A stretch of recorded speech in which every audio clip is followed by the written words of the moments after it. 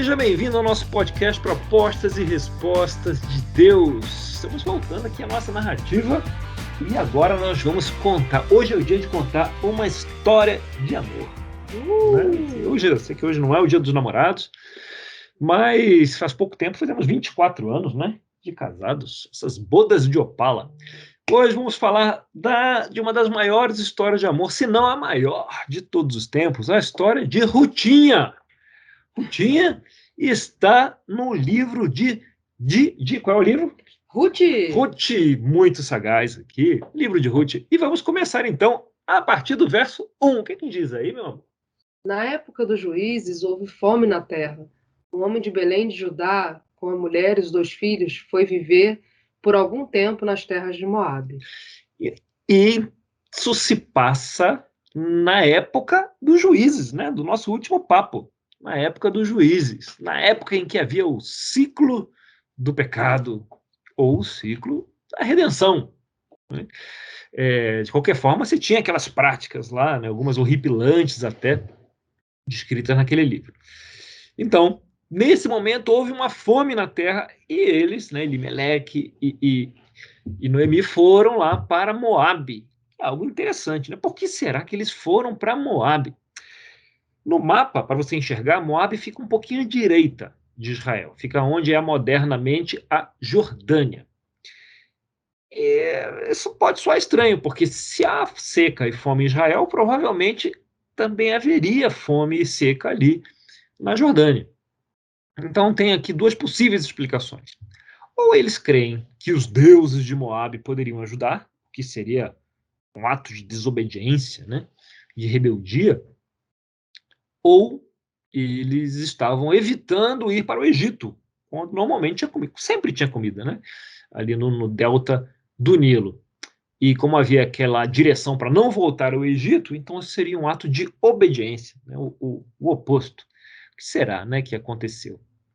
Então talvez eles estavam em rebeldia, ou talvez em obediência. Vamos ver se há algo mais. Pista mais para frente aí.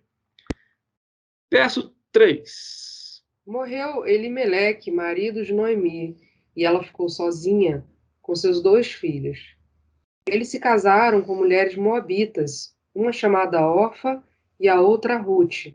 Depois de terem morado lá por quase 10 anos, morreram também Malom e Quilion, e Noemi ficou sozinha, sem os seus 2 filhos e sem o seu marido. Ai, ai, ai, a história dá uma virada e de repente fica trágica. Morre o marido, morrem os 2 filhos, e agora ela está só, sem filhos e com suas noras moabitas. Pense numa situação difícil, né? Numa terra estrangeira. Então vou ler aqui do verso 6. Quando Noemi soube em Moabe que o Senhor viera em auxílio de seu povo, dando-lhe alimento, decidiu voltar com suas noras para sua terra. Assim ela, com suas 2 noras, partiu do lugar onde tinha morado. Enquanto voltavam para a terra de Judá, disse-lhes Noemi: Vão, retornem para a casa de suas mães. Que o Senhor seja leal com vocês, como vocês foram leais com os falecidos e comigo. O Senhor conceda que cada uma de vocês encontre segurança no lar do outro marido.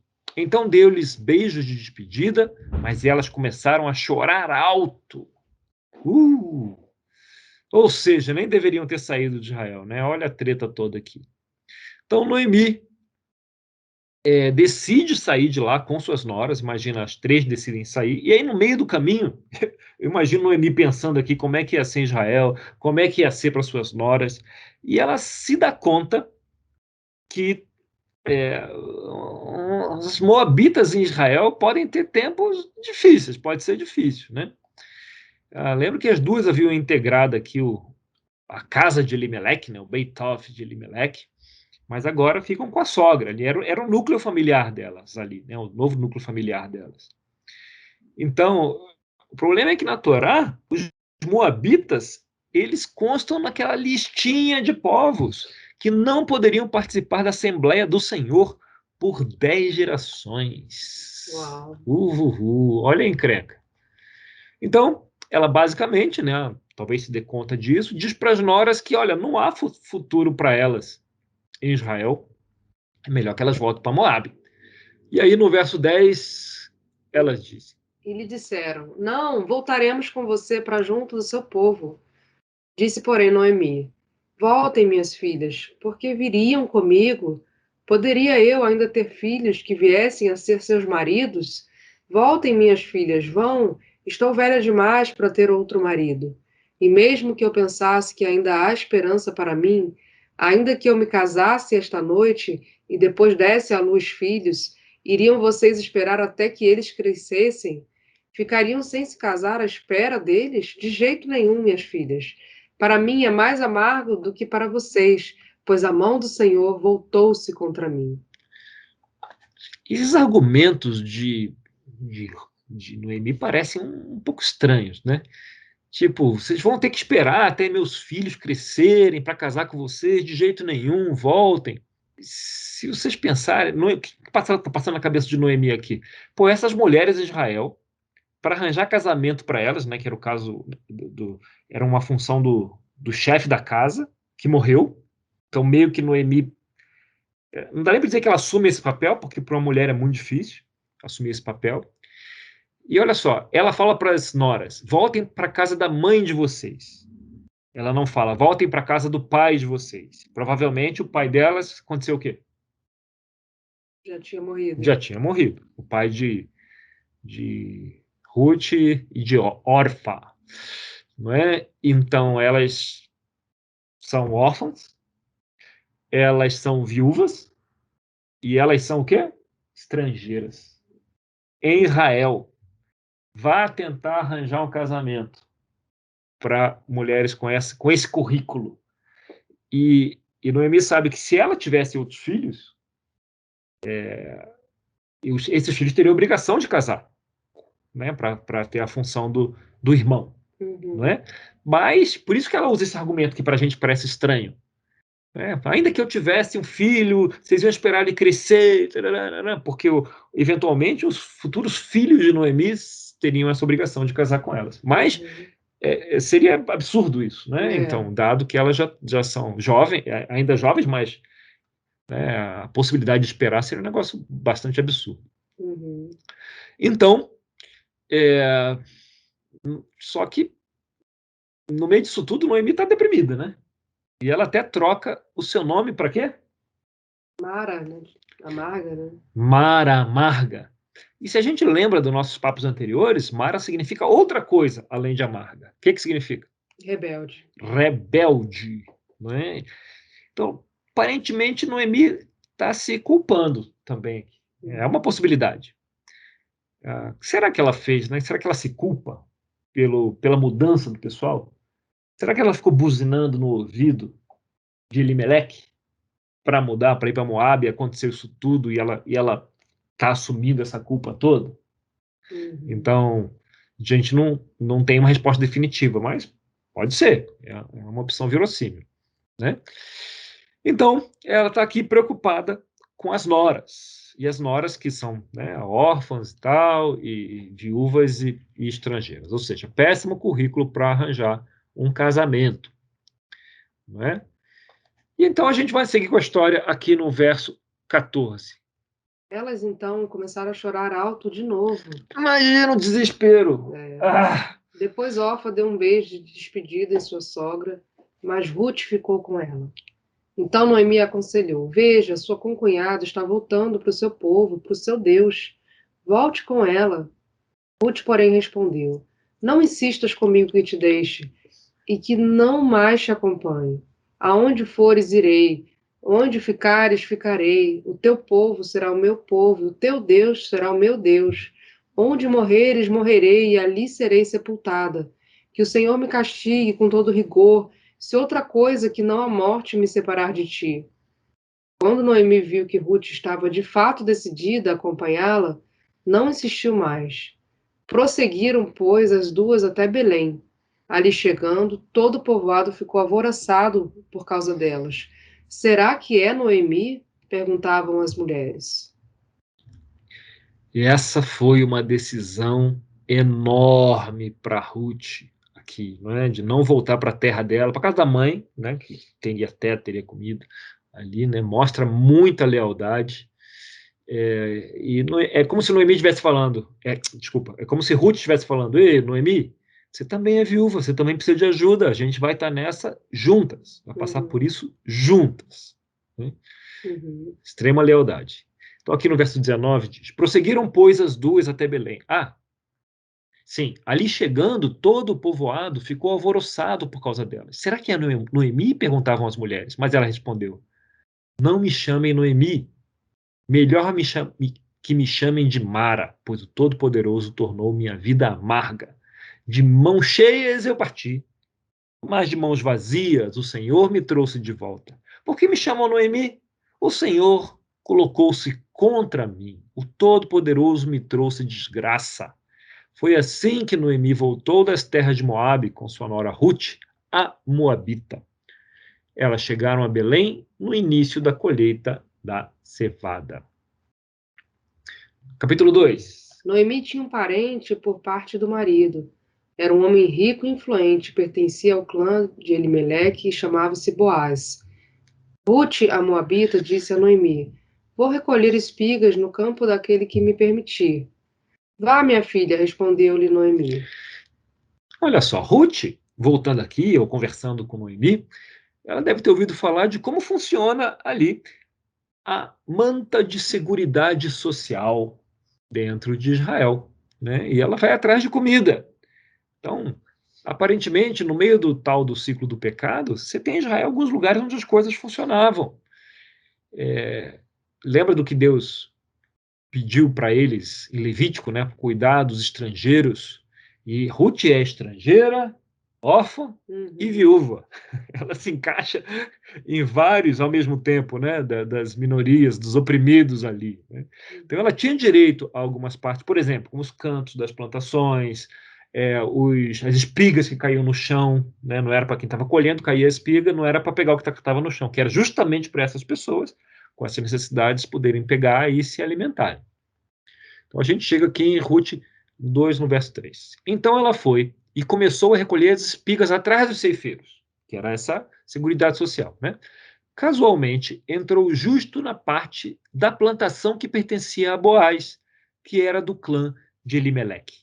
Naquele exato momento, Boaz chegou de Belém e saudou os ceifeiros. O Senhor esteja com vocês. E eles responderam: o Senhor te abençoe. Boaz perguntou ao capataz de ceifeiros: quem é aquela moça, hein? Olha só aquela moça ali, hein? A quem pertence aquela moça? De quem ela é, hein? Já ficou de olho, né? Já olhou ali, né? Danadinho. Danadinho. Verso 6, o que diz? O capataz respondeu: é uma moabita que voltou de Moabe com Noemi. Ela me pediu que a deixasse recolher e juntar espigas entre os feixes, após os ceifeiros. Ela chegou cedo e está em pé até agora. Só sentou-se um pouco no abrigo. Disse então Boaz a Ruth: ouça bem, minha filha, não vá colher noutra lavoura, nem se afaste daqui. Fique com minhas servas. Preste atenção onde os homens estão ceifando e vá atrás das moças que vão colher. Darei ordem aos rapazes para que não toquem em você.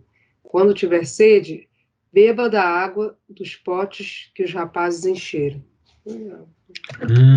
Então Boaz aqui está interessado, mas ele sabe que ela é uma moabita, né? Ele conhece ali o livro. De qualquer forma, ele diz para ela que vai cuidar das necessidades, até com generosidade. Ele é apresentado aqui como um cara justo. E vê em Ruth uma moça justa também. Seguindo aqui no verso 10, diz assim: ela inclinou-se e, prostrada, rosto em terra, exclamou: por que achei favor a seus olhos, ao ponto de o Senhor se importar comigo, uma estrangeira? Boaz respondeu: contaram-me tudo o que você tem feito por sua sogra, depois que você perdeu o seu marido. Como deixou seu pai, sua mãe, sua terra natal, para viver com um povo que você não conhecia bem. O Senhor lhe retribua o que você tem feito, que seja ricamente recompensada pelo Senhor, o Deus de Israel, sob cujas asas você veio buscar refúgio. E disse ela: continue eu a ser bem acolhida, meu senhor. O Senhor me deu ânimo e encorajou a sua serva, e eu sequer sou uma de suas servas. O que cada um aqui está dizendo para o outro, cada um aqui está comunicando ao outro sobre a justiça que ele enxerga na vida do outro, né? Ruth está falando para Boaz como ela o considera um homem justo, e Boaz está falando para Ruth que a considera uma jovem, uma mulher justa, né? Meio que dizendo, eu não estou nem aí se você é moabita, eu ouvi falar do que você fez com Noemi e você também é justa. Na hora da refeição, Boaz lhe disse: Venha cá, pegue um pedaço de pão e molhe-o no vinagre. Quando ela se sentou junto aos ceifeiros, Boaz lhe ofereceu grãos tostados. Ela comeu até ficar satisfeita e ainda sobrou. Quando ela se levantou para recolher espigas, Boaz deu estas ordens a seus servos: Mesmo que ela recolha entre os feixes, não a repreendam. Ao contrário, quando estiverem colhendo, tirem para ela algumas espigas dos feixes e deixem-nas cair para que ela as recolha, e não a impeçam. E as coisas começam a melhorar para a Rutinha, né? A Torá dizia, se algo cair, não pegue. Mas o que Boaz está falando é para os caras deixarem cair de propósito. Tipo, joga umas paradinhas no chão aí para ela catar e tal, para ela ficar aí, ter uma colheita boa, né?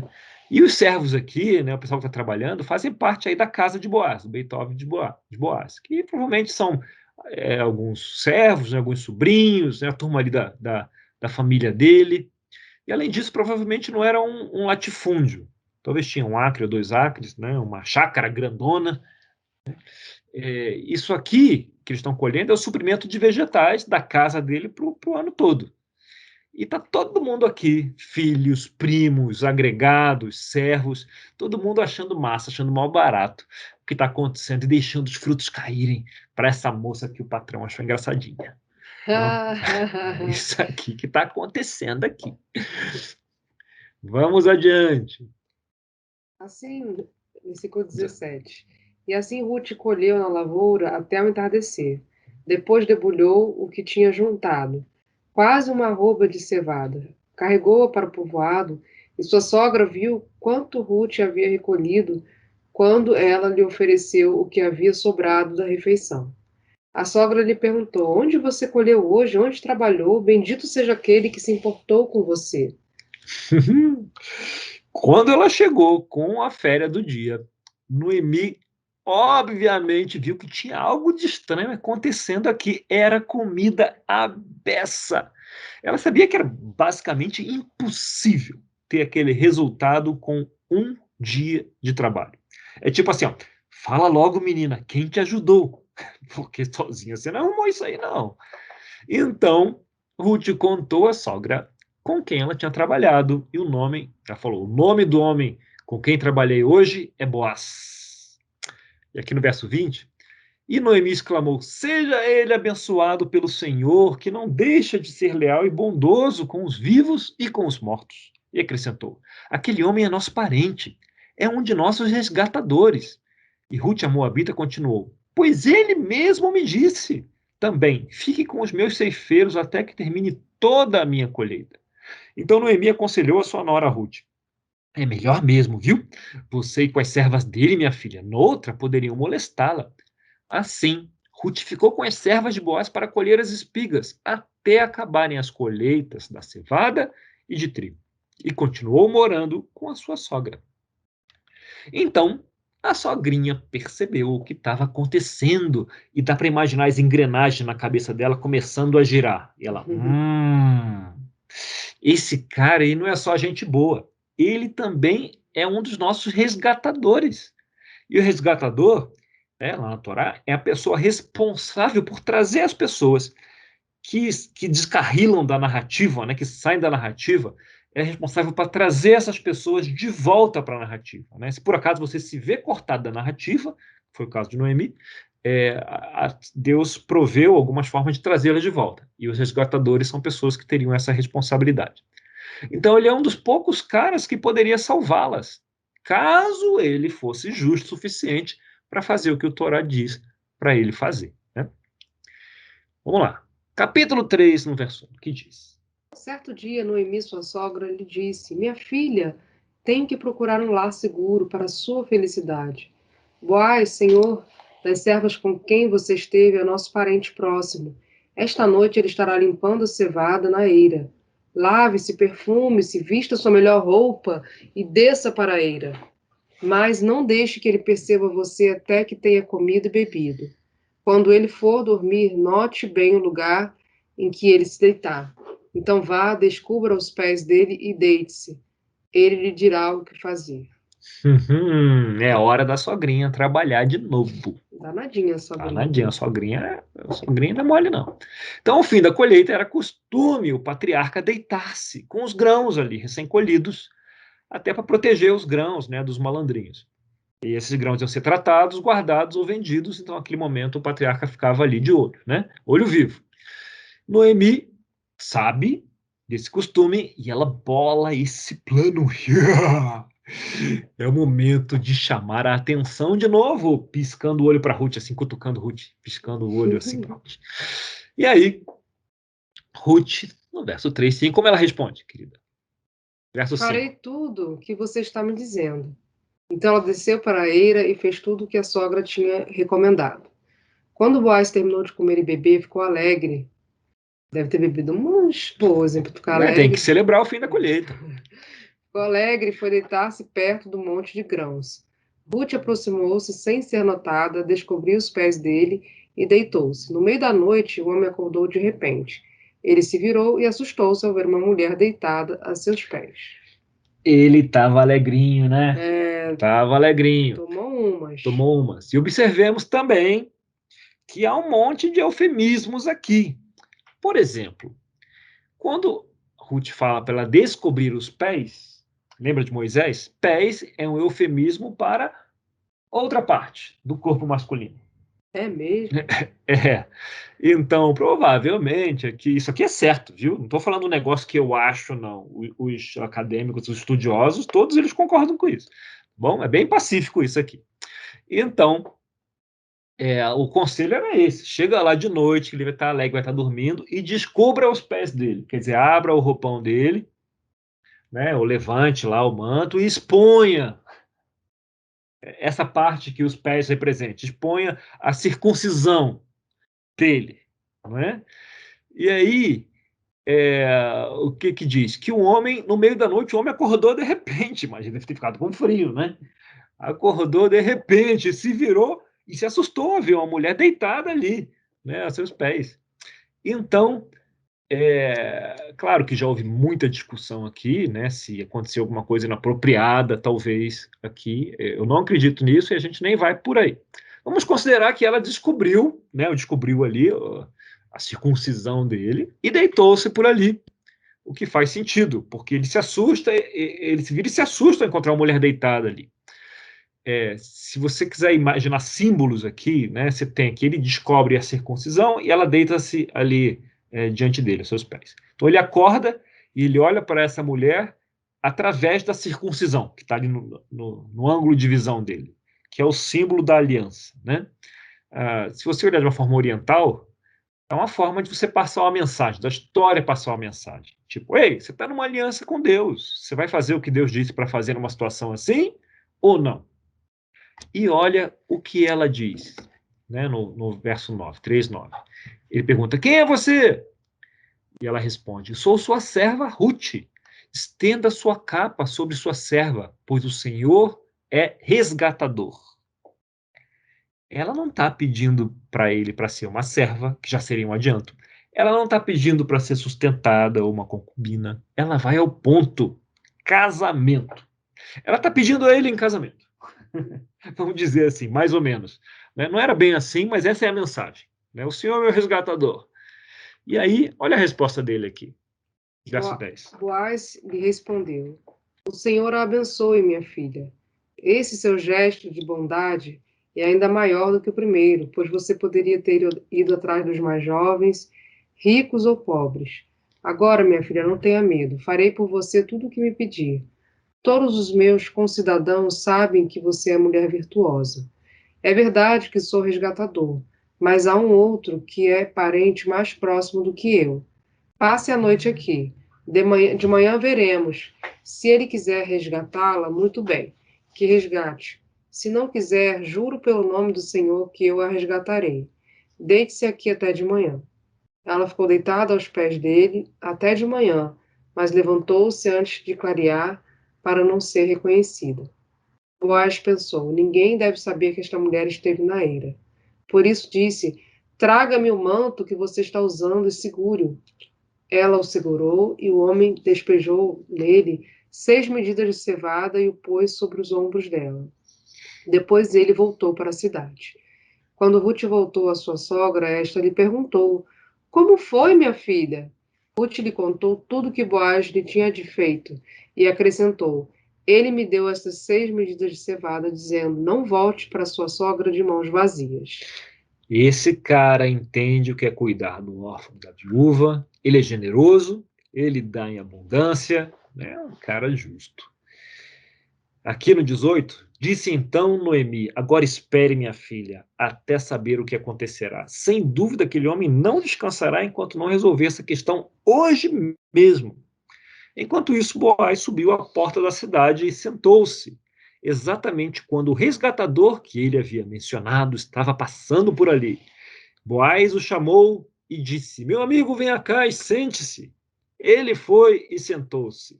Percebe onde ele foi? No portão da cidade, que era onde as coisas eram decididas, as questões eram julgadas. 4:2. Boaz reuniu 10 líderes da cidade e disse: sentem-se aqui, e eles se sentaram. Depois disse ao resgatador: Noemi, que voltou de Moabe, está vendendo o pedaço de terra que pertencia ao nosso irmão Elimeleque. Pensei que devia apresentar-lhe o assunto na presença dos líderes do povo e sugerir-lhe que adquira o terreno. Se quiser resgatar esta propriedade, resgate-a. Se não, diga-me para que eu o saiba, pois ninguém tem esse direito a não ser você e depois eu. Eu a resgatarei, respondeu ele. Tan, tan, tan, tan. Lembre-se que a história era contada oralmente. Tan, tan. Será que vai dar tudo errado? Então, suspense. Aí chega o verso 5. Boaz, porém, disse-lhe: no dia em que você adquirir as terras de Noemi e da Moabita Ruth, estará adquirindo também a viúva do falecido para manter o nome dele em sua herança. Quer dizer, opa, o pacote tem que ser completo, né? Tem letras miúdas aqui. Vai pegar a propriedade, mas tem que carregar o nome do falecido e casar com a viuvinha moabita. E aí, verso 6. Diante disso, o resgatador respondeu: o que, moabita? Nesse caso, não poderei resgatá-la, pois porei em risco a minha propriedade. Resgate a você mesmo, eu não poderei fazê-lo. Cara, tô fora. Não sabemos se é isso, mas poderia ser, né? Poderia ser. E aqui, no verso 9.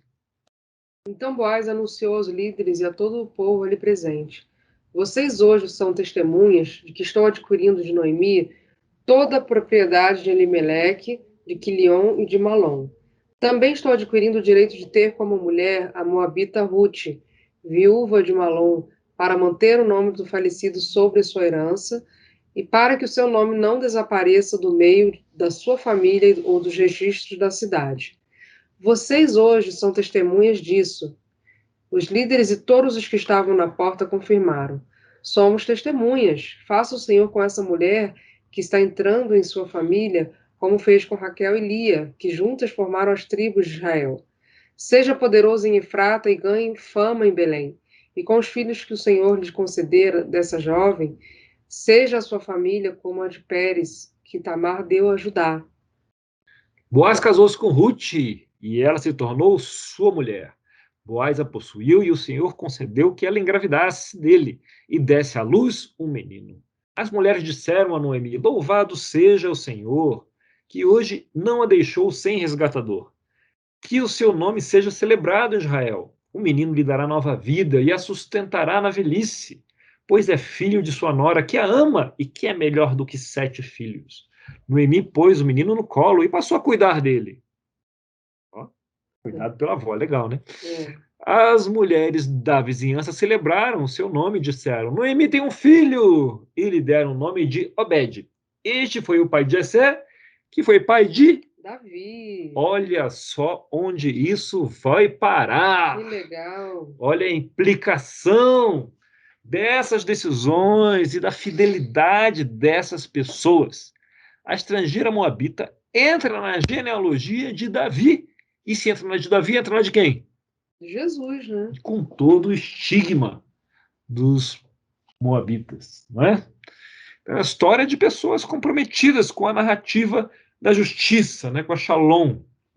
E isso também nos conta que também não era tudo de ruim na época dos juízes, né? Longe disso, tinha muita coisa que funcionava. Né? Grandes grupos de pessoas que estavam fazendo o que Deus havia pedido para eles fazerem, né? Estavam vivendo ali, seguindo ali o plano e a narrativa de Deus. O que a gente tem aqui é mais do que um romance, né? É uma história de pessoas que estavam expressando o seu amor a Deus por meio de sua obediência. Lembra que depois a gente vai ver muito isso no Novo Testamento, né? Se me amarem, Obedecerão, né, os meus mandamentos. obedecerão meus mandamentos. Então é isso que a gente vê aqui, né? E não só a expressão desse amor, como a abundância do amor de Deus, né? Para essas pessoas que foram tão fiéis aqui ao longo da vida deles. Então, no último podcast, a gente falou ali do livro de Juízes que pessoas esqueceram de Deuteronômio e de onde vieram. Né? Mas que em outros lugares, aí aqui a gente vê que em outros lugares havia pessoas que lembravam, que não esqueceram, que lembravam que era ser parte da missão que Deus deu para eles. Então é uma história prática, né? A realidade prática do dia a dia, de como levar a missão adiante, mesmo quando há um acidente, um descarrilamento Amém. pelo caminho. Não é? É isso. Muito bom. Muito bom, né? Uma história de amor. E no nosso próximo papo, vamos falar de Saul e Davi. Tão, tão, tão. Aguardamos. Aguardemos. Muito obrigado pela atenção. Haverá um pouquinho de discussão adiante, se não, e vejo no próximo episódio.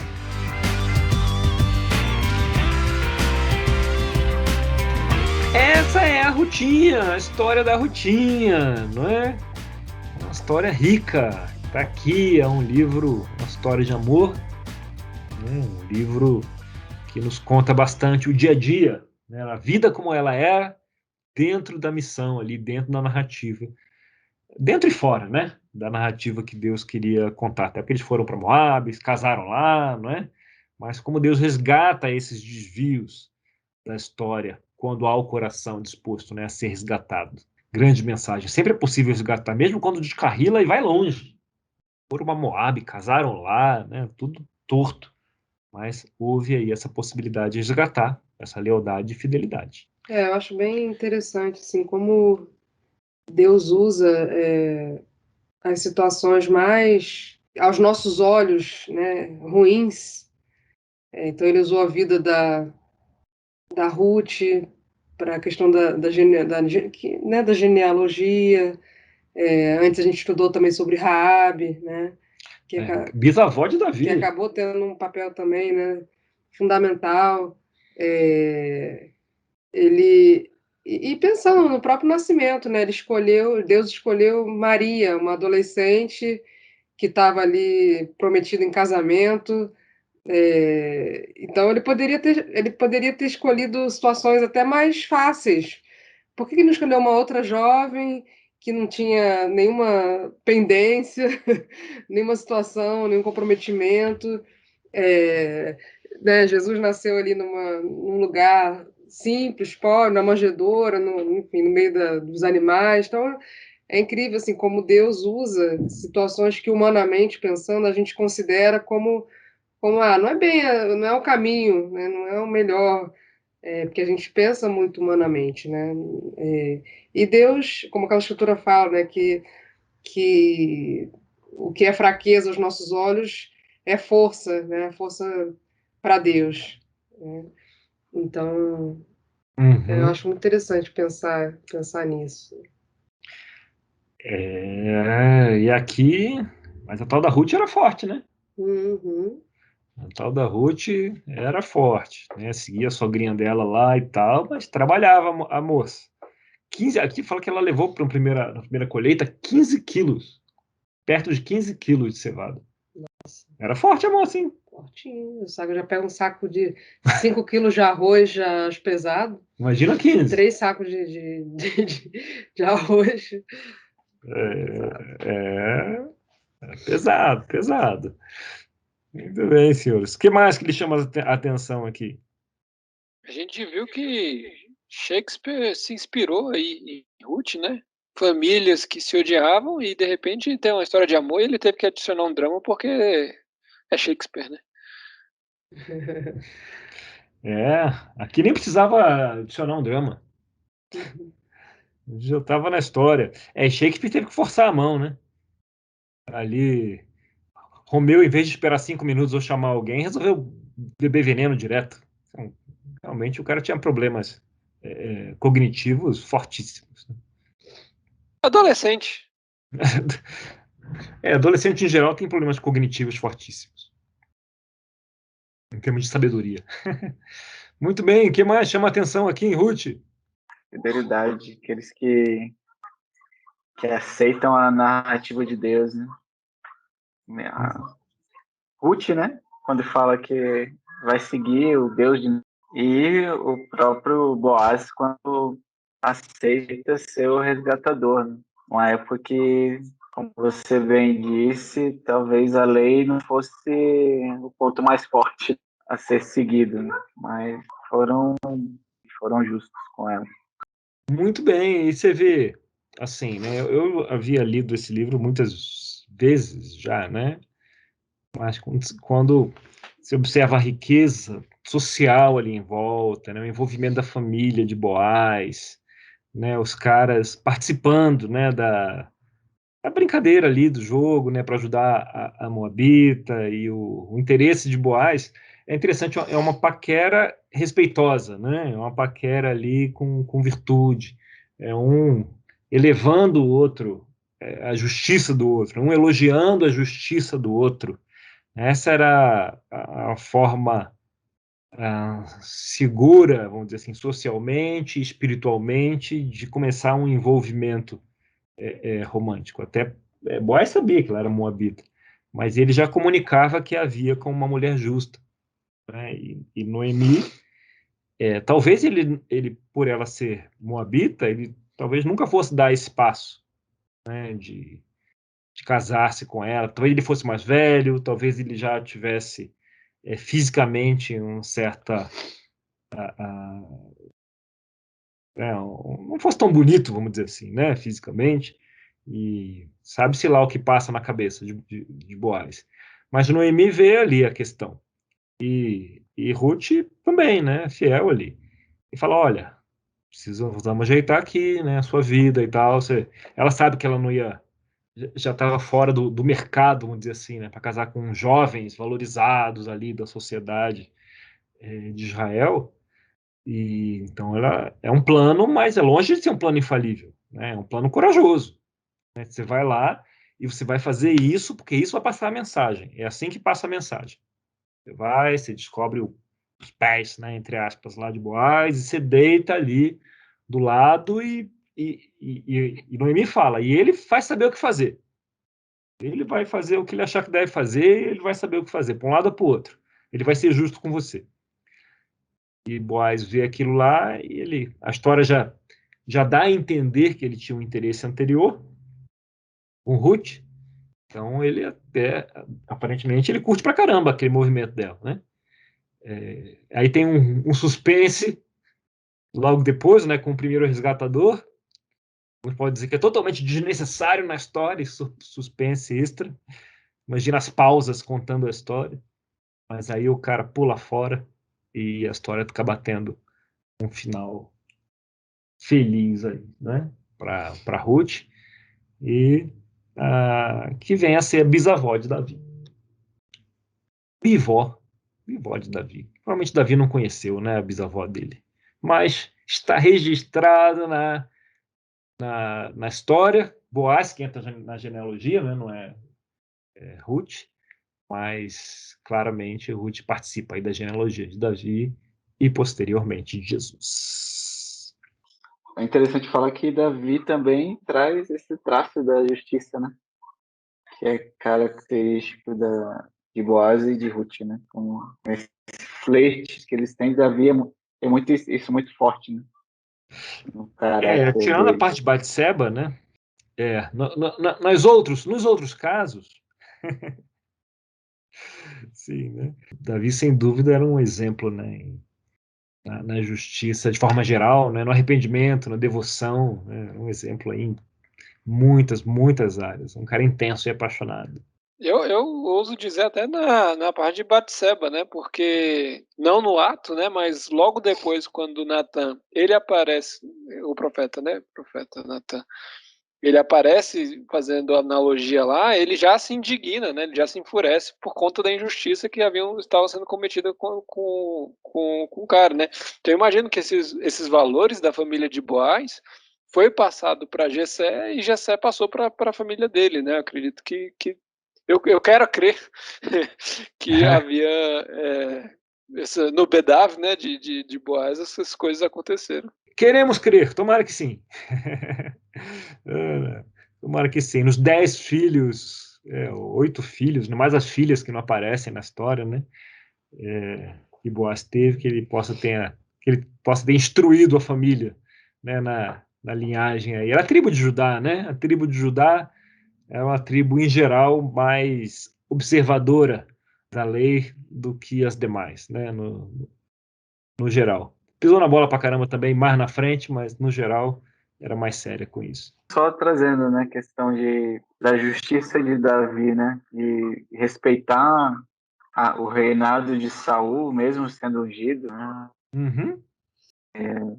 Várias vezes teve a oportunidade de matar o rei, mas não fez, né?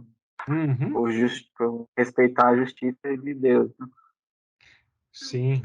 Davi tinha esse lado e tinha outro lado que ele ouvia, né? Igual quando ele ia fazer com Nabal, e Abigail chega e avisa, e ele ouve e trava, né?